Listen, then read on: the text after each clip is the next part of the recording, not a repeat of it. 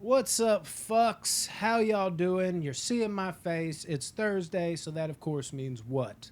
Yet again, I'm back with another Top 5 Thursday. This one again is courtesy of Jacob Williams Dudgeon, and he mentioned Sylvester Stallone because, I had used the movie Cobra in a meme when I was like just looking for those Top 5 Thursdays, and it's that scene where, in Cobra, he kind of disappears out the window. So, you know what? I was like, it's only fitting. And I love me some Sylvester Stallone, if you did not know that for some odd reason. So, without further ado, let's just jump right into it. And again, remember this real quick for you new peeps in here. I try not to, if ever, include multiple movies from a franchise. I like to spread the love. Like this top five could literally, I mean, maybe just be comprised of, one or two franchises, or any franchise could take over a whole top five because some people's franchises are so good, and Stallone, nothing short of that, right? So one of each from the big franchises, if they're even in here. It's just a disclaimer. Number five. This was so damn hard, man. Number six. Yes, I try not to do honorable mentions unless they are so damn honorable and necessary. Number six was a movie called Copland. And damn it, as I'm saying that, I'm like, no, that's number five, motherfucker. But I switched it up on the fly, motherfucker. God, I hope this applies, motherfucker. Yeah, just all them motherfuckers and rhyming. Yeah, Copland at number six. This is one when I was younger. I couldn't get into it at all because it wasn't like your typical action-packed movie from Stallone. But as I've gotten older, I love the fucking cast. I mean, come on, dude. Sylvester Stallone, Ray Liotta, Robert De Niro, a young Michael Rappaport even. I mean, you can go down the list with this movie. There's just actors galore. I'm actually looking around all these like scene indexes. I got caked all over my wall because I know it's up here because I know I'm missing somebody on the spot right now. But yeah, cast off the charts, the drama off the charts, the commitment to the role. A lot of people don't talk about this, but Sylvester Stallone, if you notice in his little cop outfit, looking a little bit more chunky. He ain't looking like Rambo. He's looking like the more, clumsy, down-to-earth guy that he kind of played in Rocky, but he's also not jacked and necessarily going to beat you up. He's more of what feels like a nice, genuine cop that's just ready to perform his duties. And guess what? It's honorable mention, honorable character. Yes, and the end, there's an end scene. Shit, dude, so many people haven't seen Copland, even though it's so old and which is surprising because of that cast, right? That I don't feel like messing it up, dude.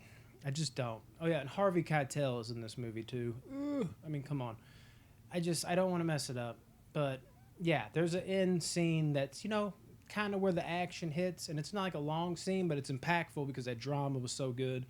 Copland is a great fucking movie, and it got the honorable mention. Badang. Number five, we're going to go with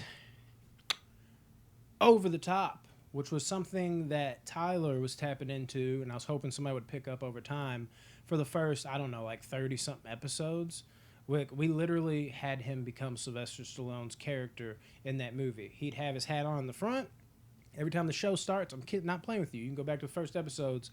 He'd flip his hat around. I was like, you got to do it like that, dude. They'll catch on to that. Nobody ever did. Maybe we didn't have the fan base we do now. Not that our fan base is crazy now, but you know what I mean. Maybe now if we brought it back, maybe somebody would, or maybe y'all let me down again. Damn it. Y'all better be watching this. Yeah, Over the Top. Perfect name for it, because this is an over-the-top movie about arm wrestling. And something I always say about this movie is it's the best movie about arm wrestling ever made. And it might also be the only movie about arm wrestling ever made. I try to think about it, rack my brain, I'm like, damn. But that's not an insult, because it actually is a great movie. And it's also one of those movies you're like, why is this so great? I really can't put my finger on it. And you can't. Try. You won't be able to. It's so hard. There's just something about... let's put it this way. I think it was really smart to have Stallone with the son. You know what I mean? That created the bond as they traveled around the fucking, what felt like the world at the time, especially when I was younger. I'm like, they're just driving and driving and driving in this semi. And, when I'm a kid, I'm like, what a cool dad. glad they're finally bonding. And he's over there like working out. And I'm like, I wish I could do that. You know, people like Stallone, big reason why I live to this day. Not that I'm in the physical shape that they are, you know what I mean? I'm more like Copland Stallone, you know? But, I mean, there's so many things in this movie that it just, I don't know. There's something about it. It just clicks. It works. And it shouldn't. It really shouldn't. But Stallone, big reason for that. Over the Top is at number 5, Over the Top of Copland. Sorry. If I'd have done it 30 minutes earlier, it might have been flip-flop. But you know what? Top 6 list. There you go. Number 4, we're going to go with Cliffhanger. Cliffhanger is a movie. I mean, I love this movie so much. I own it literally every possible way you can, basically. Like, I have it on VHS. I have it on DVD. I have it on Blu-ray. I have it on 4K. One of the few movies I have like that. It's just insane. The beginning of the movie. One of the most intense scenes in any fucking movie. When y'all know what I'm talking about. When old girl is slipping away and he's trying to grab her and she's slipping. He's like, and they're trying to figure out at first because she's falling. And Stallone's like, last second, he says, I'm going to go get her. And that, the only scene that ever did that better was Ace Ventura, When Nature Calls, of course, with the raccoon, because I love animals more than humans. But damn it, this was close. And I know it was a spoof, but, you know, sometimes sequels are better. Not a sequel, you know what I'm saying. And I'm totally kidding all the way around. This is clearly more intense. But my God, that scene still, I'm sweating. I think I'm sweating now just talking about it. It fucking freaks me out. I'm horrified of heights, and I don't doubt that this movie is a big reason for that. Moving on from that opening scene, though, just amazing bad guys. It's like those stock, cliche 90s, late 80s bad guys. But damn it, do I have a fucking soft spot for those kind of guys. And they play those roles so perfectly. The over-the-top kills, the one-liners. One dude has a fucking, stalagmite. I used to know the difference in this. Yeah, where it fucking pushes them through the stalactite or stalagmite. Just so one of y'all does not correct me in the comments. I'm bailing myself out already. It's one or the other. And, yeah, I mean, just the creative ways that he's got to find a way around these villains and kill them. And, of course, you got Jonathan Lithgow as the main bad guy. You know, Dexter, new season, soon. Can't wait for that. Trinity Killer, if you don't know who that is by actor's name, if you're more of a casual fan. But, yeah, he's great as the bad guy. You know, you can't ask for more. Just, I mean, he's kind of, he's a little diabolical in this movie. Love it. Michael Rooker, also really good in his role. And I'm just sweating. That damn scene got me. Just talking about him, reliving it. But, yeah, Cliffhanger. Fuck. Love some Cliffhanger. Number 3. I don't shop here. That's right. Cobra is actually in my top 3. Cobra is great. I don't even think it's better. But then again, Over the Top. Is Over the Top really a good movie? There's some way better Stallone movies, probably. You know, just judging on the merits of how good is this movie, the technical aspects, the performances. But if you want to talk about, like, cheesy action hero off the wall, what the fuck is this at its best? That's fucking Cobra, dude. And Stallone just has a swagger about him, man. He's got the glasses, he's got the matchstick in his mouth. Like I said, the I don't shop here. When dude's like about to kill old girl, he's sitting there like, I'll blow this whole place up. And that's literally what Stallone says to him. I mean, he's like opening up a beer, I think it was, like while he's in the middle of a shootout and then tossing it aside. He's just got the swagger down pat. And that's what I love about this movie so much. There's something about this movie that just, I don't know. It's the ultimate in like 80s movie cheese that I love so much. It's everything, not to use Over the Top, the 5th movie on my list, but it's everything that's great about over-the-top movies of this time, wrapped into one big ball with an iconic, if not the most iconic, action hero of them all, leading the way. What's not to love? Sure, if you go in this movie like, I'm going to put my critical thinking cap on, that'll make sense. Look at this. What? Why is this guy? This guy eats pizza with scissors? He cuts his pizza with scissors?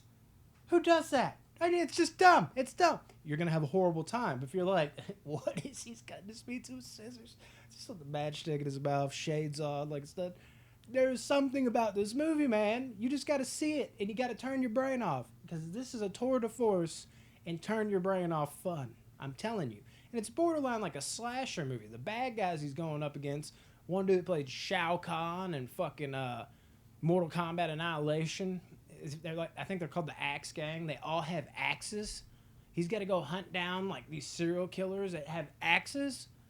If you put all that in front of me, just me as a person, I wouldn't even have to have seen this movie. I would have been like, I need to get to the theater right now. Like, if I was in the 80s and it was Stallone in his prime, holy shit, that's all I would need. I wouldn't even need to see the movie. I'd be like, this is a favorite. This movie is fucking dope. I'm sorry. It's right up my alley. It's also, again, tour de force and turn your brain off fun. Number 2. It's where it gets a little bit stuffy. Shit. I'm going to go for Rambo. It's never over. Yeah, Rambo. My God. If anything, I should just love this movie for what it did for our channel. This is the one movie that just took off. Now, if you look at our channel, dude, there's some videos still this day. It might have like 10 views. It's like, what the fuck? Watch our shit. You fucking watch our shit. Just kidding. We don't do that. Or do we? Anyways, but the point of the matter is Rambo, the franchise review, has 124,000 views. Like, I'm like, did we just go viral with this shit? What just fucking happened?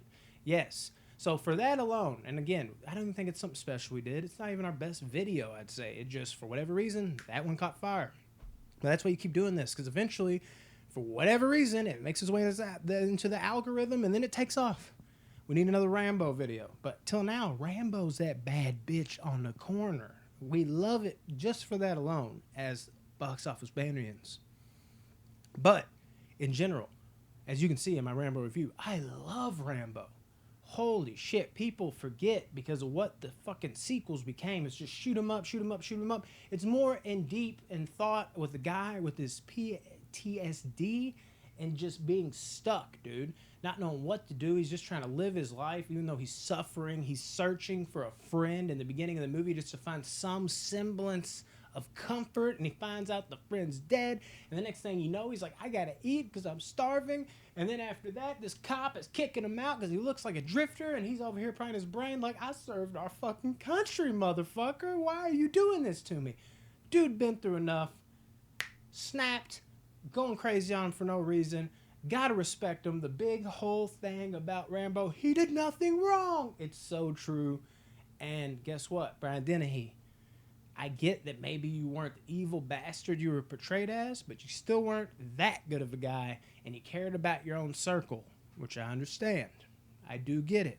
But even though you don't have to necessarily care about people outside of your circle, you should at least be weary of what other people are going through. You can't treat other people out of your circle like shit, like you did to Rambo. And that insane, it wasn't even about Dennehy. You're like, did he die? I don't even care. It was Rambo sitting there spilling his guts, talking about his friend spilling his guts in an emotional scene where he's like, you can't just turn it off.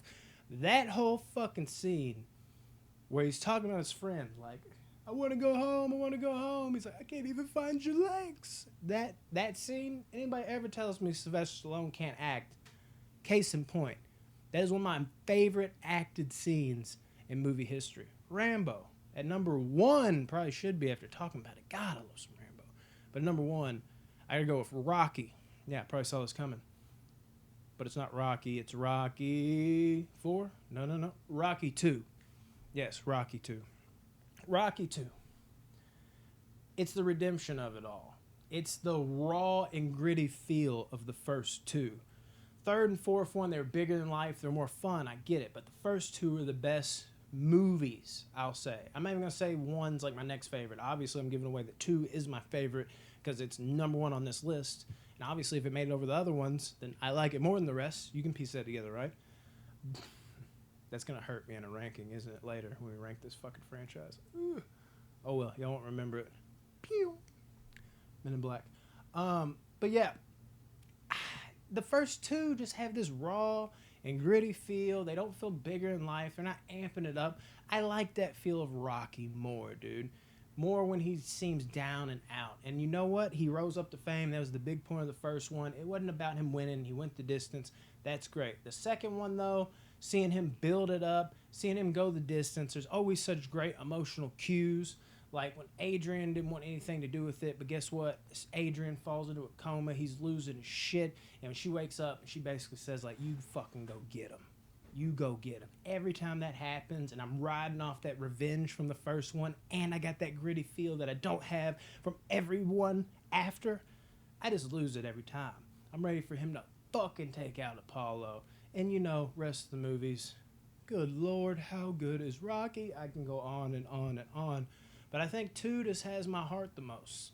Just a little bit. I mean, I go in for reason, but every time I do that, I can come this close to talking myself out of it because every Rocky movie has every little thing. But I think the biggest thing I can say about it is going back and harping on that grittiness. It has just a more gritty feel. It doesn't feel as polished, not as bigger than life as 3 and 4 are.